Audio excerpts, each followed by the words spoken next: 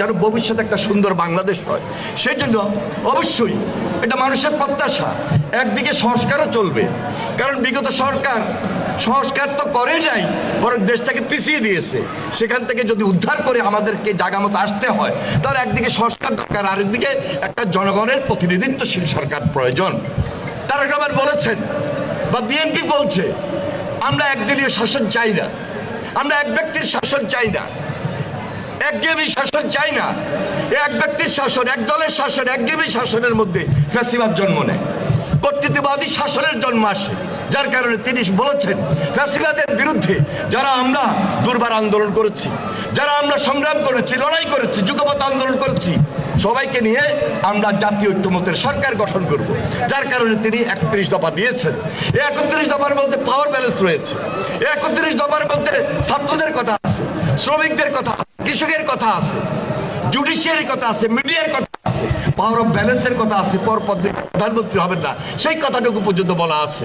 70 অনুচ্ছেদে একজন parliament member সেখানে গিয়ে তার মতের প্রকাশ করতে পারবেন, স্বাধীনতা আছে, সেটা সংস্কার তিনি চেয়েছেন।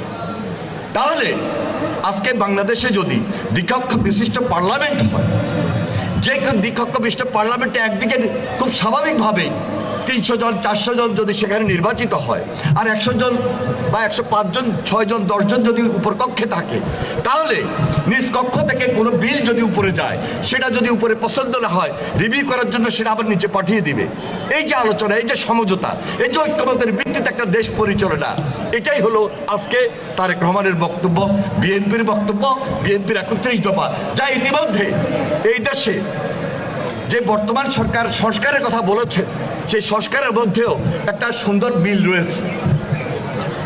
যাক, আমি সেই কথাটুকু বলছি না, আমাদের দায়িত্বটুকু একটু বেশি এই মুহূর্তে, যার কারণে আমরা খুব ব্যস্ত থাকি, যার কারণে আমরা আজকে খেলাধুলায় বলেন, ওয়াজে বলেন, সমাবেশে বলেন, প্রোগ্রামে বলেন, জেলায় জেলায় বলেন, সেখানে আমরা যাচ্ছি এবং এই কাজগুলো করছি, এবং খুব দ্রুত যৌক্তিক সময়ের মধ্যে দেশে যেন একটা জনগণের সরকার প্রতিষ্ঠিত হয়, একটা সুন্দর নির্বাচন হয়, নিরপেক্ষ নির্বাচন হয়, সেই দিকে আমরা তাকিয়ে আছি। এবং এটাই সরকারের কাছে আমাদের সবচেয়ে বেশি প্রত্যাশা।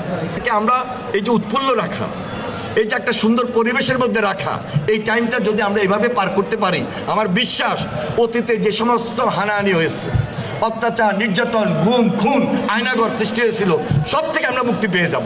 সমাজে সবাই মিলেমিশে থাকতে চাই, একটা পরিবারের মতো থাকতে চাই, কিন্তু এই সুযোগটা আমরা যারা রাজনীতি করি আসলে আমাদেরকে সৃষ্টি করে দিতে হয়। আমার বিশ্বাস লক্ষ্মীপুরে তো থাকবেই, সারা বাংলাদেশে তার নেতৃত্বে এই মডারেট রাজনীতি আমরা উপহার দিতে সক্ষম হব। আপনার যে ভরসাটুকু তারেক রহমানের প্রতি করছেন, ইনশাল্লাহ এটা মনে প্রাণে বিশ্বাস রাখবেন। তারেক রহমানের অপেক্ষায় আমরা থাকলাম। আর সবার প্রতি উদাত্ত আহ্বান জানাচ্ছি, আজকে মরহুম আরাফাত রহমান